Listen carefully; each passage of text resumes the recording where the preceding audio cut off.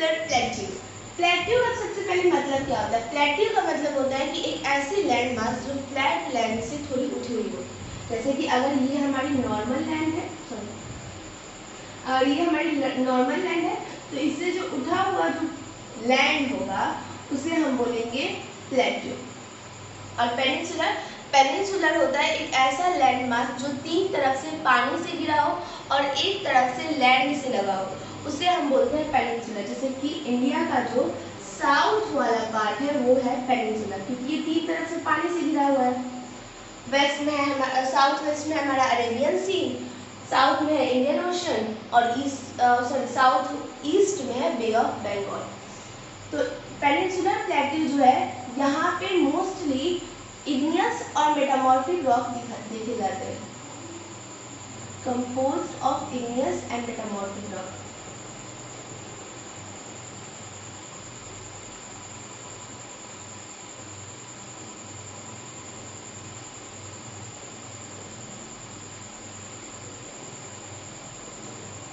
Peninsular plateau को हमने broadly दो पार्ट्स में डिवाइड किया है, central highland and the Deccan plateau. तो यहाँ से निकलती है नर्मदा रिवर, यहाँ से निकलती है हमारी नर्मदा रिवर। नर्मदा रिवर का जो नॉर्थ वाला पार्ट है, इसके इधर है हमारा सेंट्रल हाईलैंड, और इसके साउथ में, मतलब नर्मदा रिवर के साउथ में है डेक्कन प्लेट्यू।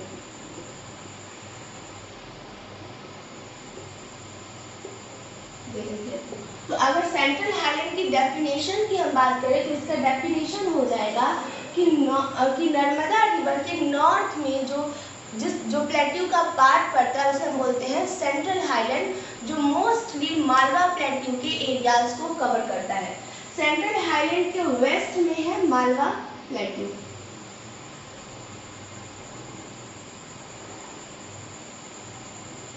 और इसके ईस्ट में, मतलब इधर हमने लोकली कुछ नाम दे दिया है, जैसे कि बागेलखंड और बुंदेलखंड और भागेलखंड। और जब हम सेंट्रल हाईलैंड के और ईस्ट में जाते हैं तो हमें देखने को मिलता है छोटा नागपुर प्लेट्यू। ये जो सेंट्रल हाईलैंड है, इसके नॉर्थ वेस्ट में, मतलब इधर ये अरावली हिल्स से घिरा हुआ है। इधर है अरावली हिल्स। ये जो अरावली हिल्स है, ये पेनिनसुलर प्लेट्यू का ही पार्ट है, और ये बहुत ही पुराने हैं। ये हिमालय से भी अरावली हिल्स पुराने हैं। और साउथ में ये घिरा हुआ है विंध्या रेंज से। साउथ में सेंट्रल हाईलैंड के साउथ में है विंध्या रेंज।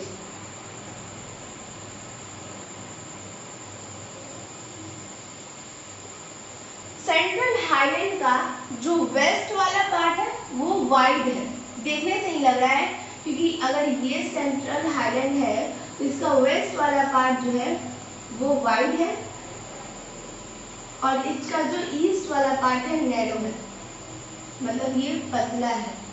और सेंट्रल हाईलैंड की कुछ इंपॉर्टेंट नदियां हैं, जैसे कि जो सिंध है, बेतवा है, केन है, चंबल है। ये सारी नदियां जो है वो साउथ वेस्ट से नॉर्थ ईस्ट की तरफ बहती हैं। जैसे कि ये नदियां इधर बहेंगी, ये है साउथ ईस्ट वाली डायरेक्शन, ये डायरेक्शन जो है वो साउथ वेस्ट डायरेक्शन है, और ये जो डायरेक्शन है ये है नॉर्थ ईस्ट डायरेक्शन। तो ये नदियां जो है वो इधर ही बहती हैं। सेंट्रल हाईलैंड में कुछ इंपॉर्टेंट हिल्स भी हैं, जैसे कि महादेव हिल्स, कैमूर हिल्स और मैकल हिल्स। तो ये था आपका सेंट्रल हाईलैंड। ये हमने जो पढ़ा था अभी, ये हमने पढ़ा है सेंट्रल हाईलैंड के बारे में। अभी हमने सेंट्रल हाईलैंड के बारे में पढ़ा है। आई होप कि आपको सेंट्रल हाईलैंड समझ आया होगा। The Deccan plateau. तो हमने देखा कि यहाँ से हमारी नर्मदा रिवर निकलती है, यहाँ से नर्मदा रिवर निकल रही थी, और इसके ऊपर जो पेनिनसुलर का पार्ट था उसे हमने बोल दिया था सेंट्रल हाईलैंड।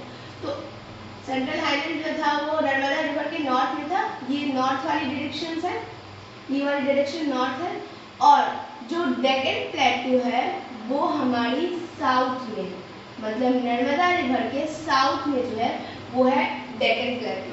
और डेक्कन प्लेट्यू एक ट्रायंगुलर लैंड मास है जो कि नर्मदा रिवर के साउथ में है, और ये दुनिया के सबसे ओल्डेस्ट लैंड मास का हिस्सा हुआ करता था, जिस लैंड मास का नाम है गोंडवाना लैंड। इस लैंड मास के बारे में हमने चैप्टर के स्टार्टिंग में बात की थी। तो ये लैंड मास किधर है? ये लैंड मास ऑस्ट्रेलिया की तरफ है, और वहां से कुछ टेक्टोनिक एक्टिविटीज की वजह से ये हमारे इंडिया की तरफ आया। तो ये जो डेक्कन प्लेट्यू है,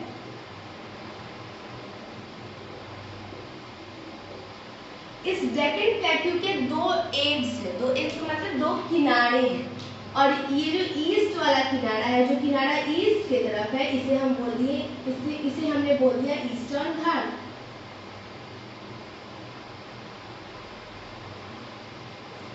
और ये जो हमारा वेस्ट वाला किनारा है, इसे हमने बोल दिया वेस्टर्न घाट।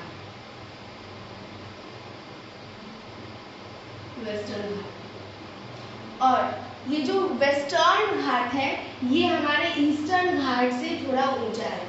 इसकी हाइट जो है अप्रोक्सीमेटली, इसकी हाइट जो है वो है 900 से 1600 मीटर तक, और ईस्टर्न घाट की जो हाइट है वो है 600 मीटर। यहाँ पे वेस्टर्न घाट जो है वो कॉन्टिन्यूअस है,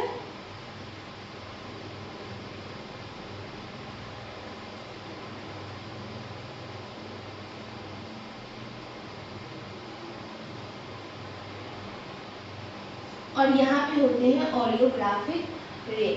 ठीक है, वेस्टर्न घाट काफी कॉन्टिन्यूअस है और होते हैं यहाँ पे ओरियोग्राफिक रेन।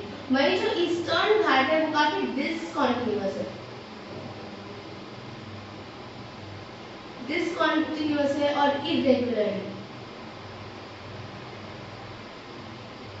इरेगुलर है, जिसमें से नदियां बहती हुई जाती हैं और जाके बे ऑफ बंगाल में इमर्ज हो जाती हैं, सॉरी सबमर्ज हो जाती है।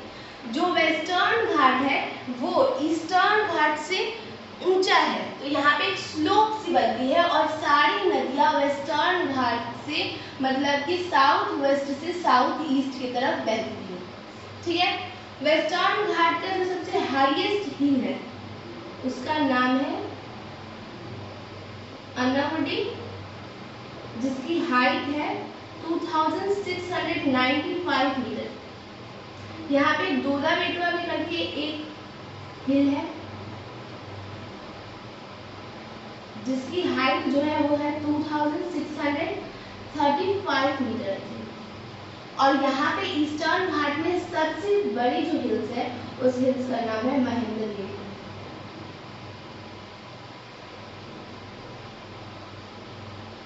जिसकी हाइट है 1501 मीटर।